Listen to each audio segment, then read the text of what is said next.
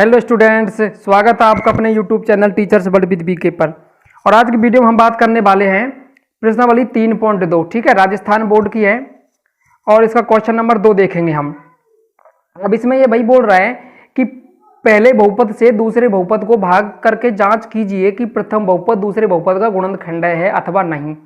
कहने का मतलब कि भाई हमको जो gx है ना, इसका भाग किस में देना है या fx वाले पूरे में देना है, और हमको ये बता देना है कि ये जो gx वाला डेटा है ना, इस fx का गुणनखंड है अथवा नहीं।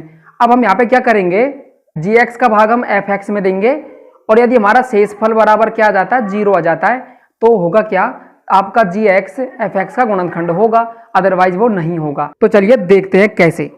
पहले बहुपद का भाग दूसरे में देकर बताना कि भाई गुणनखंड है कि नहीं है। इसका मतलब समझने से पहले हम एक छोटा सा कॉन्सेप्ट समझते हैं कि जैसे मान लो कि भाई मेरे पास में है 16, ठीक है। अब मैं 16 में यदि 8 का भाग दूं तो मेरे प्यारे ये बताओ कितनी बार जाता है, वो 2 बार जाता है ना। यानी कि यदि कोई गुणनखंड है तो भाग पूरी बार जाता है। अब मैं 16 को क्या लिख सकता हूँ, 8 गुणा 2 लिख सकता हूँ क्लियरली। यदि मैं यूं कह दूं कि 2 है ना, 16 का गुणनखंड है, इसका मतलब भाग कितनी बार जा रहा है, वहां पे 8 बार है। कहने का मतलब जैसे मान लो कि मेरे पास सोच लो भैया 12 है, ठीक है। अब मैं यूं कह दूं कि 3 में देख के 3 का भाग 12 में देख के बताओ गुणनखंड है कि नहीं है। तो 3 चौको कितने हुए, 12। यानी कि मैं 4 गुना 3 करूं तो मुझे क्या मिलता है, 12। सीधा सा मतलब ये हो गया कि 3 का भाग 4 बार गया है, यानी 3 और 4 आपस में क्या है, गुणनखंड है। किसके हैं वो गुणनखंड, 12 के हैं। बिल्कुल यही बात वो ये बोल रहा है कि जैसे भाई मान लो कि आपके पास में जैसे मान लो भाई x² plus 2x plus 2a इस प्रकार से कुछ है, और आपसे यूं बोल दे कि x प्लस 1 का इसमें भाग दो और ये बताओ कि x प्लस 1 जो है इस ऊपर वाले का गुणनखंड है अथवा नहीं है। ठीक है, तो इसका मतलब क्या है, x प्लस 1 का भाग यहाँ पे कुछ न कुछ बार यहाँ पे जाएगा, उसको हम इससे गुणा करेंगे तो वापस हमको क्या मिलेगा, ये मिलेगा, तब तो गुणनखंड है, वरना नहीं है। सिंपल। यानी कि यदि हम इस वाले का भाग इस वाले में दे दे ऊपर वाले में, तो भाग वो जाएगा ना, पूरी बार जाएगा, यानी शेषफल 0 बचेगा। तो सिंपल सी बात है, यदि शेषफल 0 बचा तो पहला जो बहुपद आएगा वो दूसरे बहुपद का गुणनखंड है, अदरवाइज वो नहीं होगा।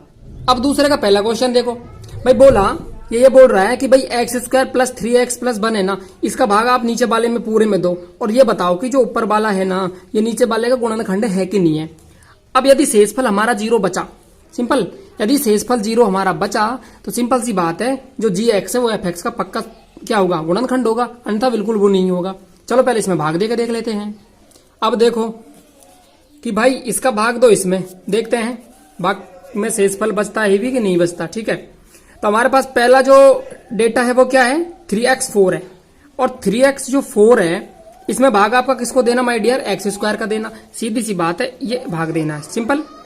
अब है कि भाई x² से ये x² बार कटेगा, ये 3 तो आपके पास है, तो आपको मिला 3x², यानी कि आप यहाँ पे क्या लिखोगे, ऊपर भागफल में लिखोगे आप 3x²। ठीक है, अभी जो 3x² है इससे क्या करोगे, आप पूरे को गुणा कर दोगे।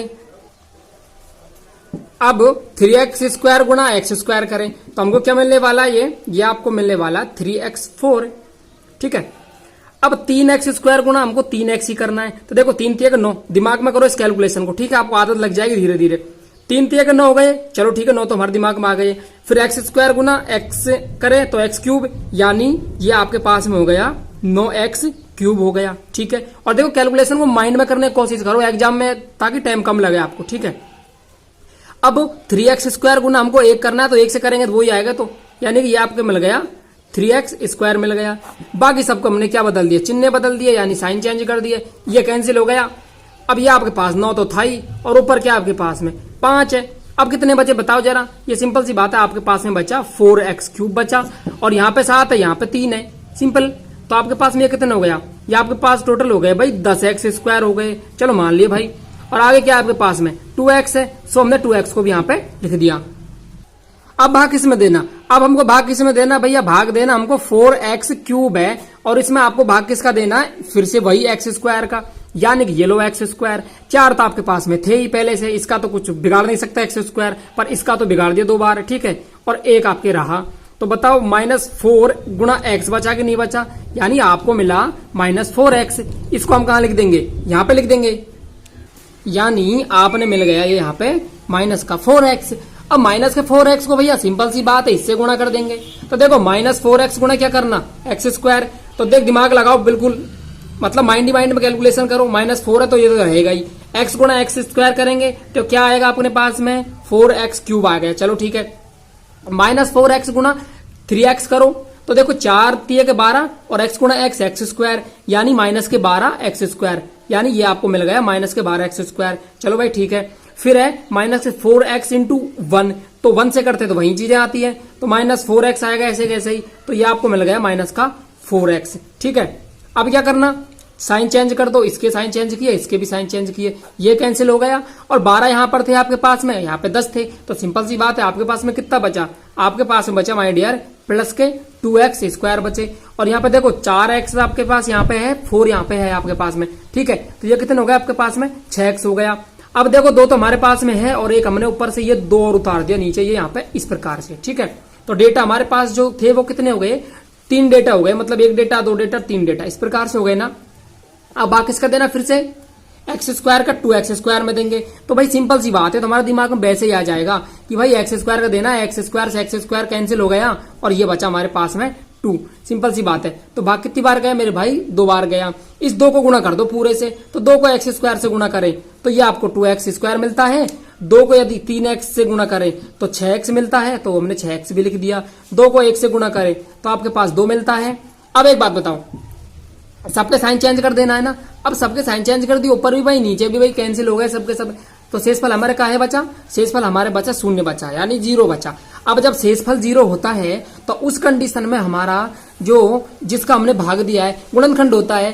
कहने का मतलब ये हो गया, यहाँ पे आपको लिख देना है, चूंकि शेषफल क्या है यहाँ पे 0 है, इसलिए जो आपका fx है उसका fx का गुणनखंड कौन होगा आपके पास में, gx होगा। सिंपल सी बात है, यानी शेषफल हमारा 0 है, इसलिए fx का गुणनखंड कौन हो जाएगा, gx आपका fx का गुणनखंड हो जाएगा।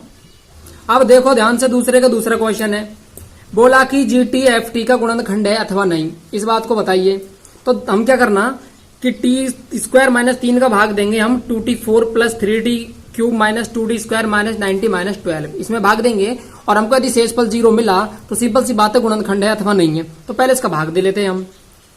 अब देखो 2t4 में भाग देना हमको t² का, तो जरा ध्यान दीजिए माय डियर, ये आपका 2t4 है ना, इसमें भाग आपको किसका देना है, t² का देना है। तो बताओ 2 तो है यहाँ पे, 2 तो जाएगा नहीं कहीं पे, तो 2 तो अपना ऐसे के ऐसे ही आ गया। और t² से t² कैंसिल हुआ तो क्या मिला आपको, t² मिला, यानी कि आपको मिल गया यहाँ पे 2t² मिल गया। अब क्या करना, अब यह करना कि भाई 2t² है ना, इसको गुणा कर देंगे इस t² - 3 से पूरे से, और वो हर बार करते हैं हम, पिछली वीडियो जो हमने देख चुके हैं। 2t² गुना t², यानी कि ये हो गया आपके t4 हो गया। चलो ठीक है, 2t² गुना 3 यानी 3 दूनी के 6t²। ठीक है, तो ये आपको आ गया -6t² आ गए। अब ये तो कर मत देना कि t³ की सीधे में आप लिख दो, भाई क्यूब तो अलग चीज है, t² अलग चीज है। ठीक है, तो इसके हमने क्या कर दिए, साइन चेंज कर दिए, इसके भी हमने कर दिए, ये आपको ऐसे मिला और ये वाला जो है आपको इस प्रकार मिल गया। तो 6t² में से यदि आपके पास 2t² माइनस हो गए यानी कि चले गए, तो आपके पास में कितने बचे, प्लस के 4t² बचे। और इधर को देखो, यहाँ पे तो कुछ था ही नहीं, हम चाहते तो हम यहाँ क्या लिख सकते थे, 0t³ लिख लेते। 0t³ क्यों लिख लेते, क्यों भाई, बैलेंस बनाने के लिए, वरना कोई जरूरी नहीं है। ठीक है, तो यहाँ पे क्या मिला आपको, 0 मिला, जोड़े तो यहाँ पे क्या मिला आपको, प्लस के 3t³ मिलेंगे, चाहे जोड़ो चाहे घटाओ, तो ये मिल गए आपको 3t³ मिल गए, और प्लस के आपको 4t मिल गए स्क्वायर के, और ये आपके 9t ऐसे थे, और -12 आपके पास थे। अब चलो भाई, ये प्लस का 3t³ है ना, अब देखो प्लस का 3t³ है, इसमें भाग देना आपको t² का, t² से t² जाएगा, t बचेगा, और क्या बचेगा आपके पास में, एक 3 बचेगा, यानी कि 3t बच गया आपके पास में। और ये आपको आंसर मिला, यहाँ पे जो मिला वो मिला आपको 3t। अब 3t गुणा किसको कर देना, आपको इस पूरे को कर देना। ठीक है, तो 3t गुणा t² करें तो आपने मिलता है फिर से वही 3t³ मिलता है, ये तो मिला। फिर 3 तिया के 9t मिले कि नहीं मिले, यानी आपको मिल गए ये 3 तिया के 9t मिल गए। चलो भाई ठीक है, 9t वाली वैसे शरारती होता है, पर यहाँ पे तो शरारती है नहीं ना। अब ध्यान से देखो, इसका साइन चेंज किया, इसका भी साइन चेंज कर दिया, ये तो हो गए कैंसिल, ये भी कैंसिल हो गया, और आपने जो बचा हुआ है ना, वो बचा हुआ है आपके पास में 4t² माइनस के 12 बचे हुए हैं। अब भैया ध्यान से देखो, 4t² है ना, 4t² भाग किसका देना, t² का। This is cancel, okay. क्या बचा आपके पास में, प्लस का 4, यानी भाग कितनी बार गए यहाँ पे अभी तक, ये गया प्लस के 4 बार। तो 4 को गुणा किया हमने t² से तो हमको मिल गया 4t², और 4 को गुणा किया माइनस के 3 से तो भैया आपको मिल गए माइनस के 12। अब बताओ, सारे का साइन चेंज कर दिए ना हमने, तो क्या मिले आपको, आपको मिले 0 मिले शेषफल, सिंपल। अब जब शेषफल क्या मिल रहा है आपको, 0 मिल रहा है ना, शेषफल 0 मिल रहा है, तो सिंपल सी बात है, आपका जो GT था यानी GT FT का क्या हो गया, एक गुणनखंड है। कहने का मतलब है 2t4 plus 3t³ minus 2t² minus 9t minus 12 है ना, इसका एक गुणनखंड कौन भी है आपके पास में, t² माइनस 3 भी इसका एक गुणनखंड है। चलो अब अगले सवाल को देख लेते हैं। दूसरे का तीसरा क्वेश्चन देखो भाई, gx का भाग इस fx में दो, ठीक है, बताना है गुणनखंड है कि नहीं है, मतलब पहला वाला इसका गुणनखंड है कि नहीं है। तो फिर से भैया हम भाग देंगे, सिंपल सी बात है, भाग देंगे। तो भैया आपके पास में यहाँ पे है x5 और x5 में आपको भाग देना है सिंपल सी लैंग्वेज में x3 का, ठीक। x3 गए तो सिंपल सी बात है, आपको दिमाग से पता है अच्छी तरह, x² बचेंगे आपके पास में, आपके पास बचे x²। इस x² को गुणा किससे कर दोगे, आप पूरे 3x है ना माइनस का ये। अब इस x² को गुणा किससे कर दोगे आप, x³ माइनस 3x प्लस 1, वो हमेशा करते आए हम। तो देखो x² गुना x³ की है तो आपने क्या मिले, x5 मिले भैया, मिल गए। x² गुना 3x, ठीक है, तो देखो 3 तो ऐसे कैसे है ना, और x² गुना x करेंगे तो क्या हो जाएगा आपके पास में x³, यानी ये डेटा आपको मिलेगा माइनस के 3x³। चलो भाई ये भी मिल गया। फिर x² गुना 1 करेंगे तो सिंपल सी बात है वो x² ही रहेगा। इसका साइन चेंज किया, इसका साइन चेंज किया, इसका भी साइन चेंज किया, ये गया। अब क्या बचा, माइनस के 4x³ है, यहाँ पे 3x³ है, तो सिंपल सी बात है ये आपके पास बचेगा 1x³ बचेगा। यहाँ पे प्लस के, यहाँ पे माइनस के, तो ये भी क्या हुआ, कैंसिल हुआ। अब क्या बचा आपके पास में, एक तो प्लस का 3x बचा और एक आपके पास प्लस का 1 बचा।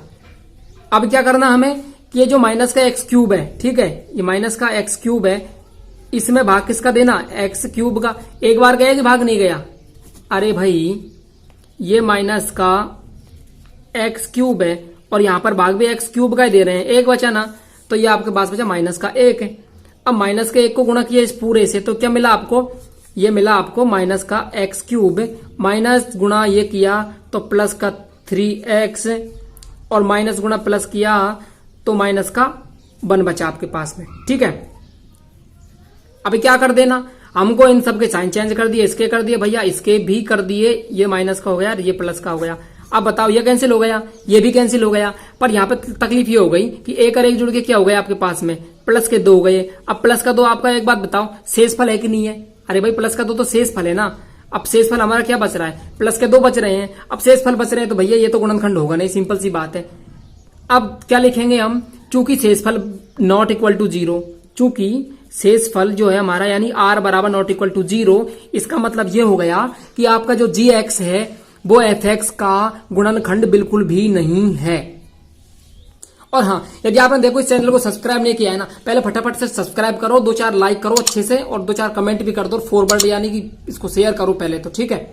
बाकी बात तो फिर से भाई बोलूंगा, मिलेंगे अगली वीडियो में किसी नए टॉपिक के साथ, तब तक के लिए माय डियर स्टूडेंट्स, जय हिंद, वंदे मातरम। मुट्ठियों को भींच गए, सांसों को खींच गए, सबसे टकराने को, शिखर पर जाने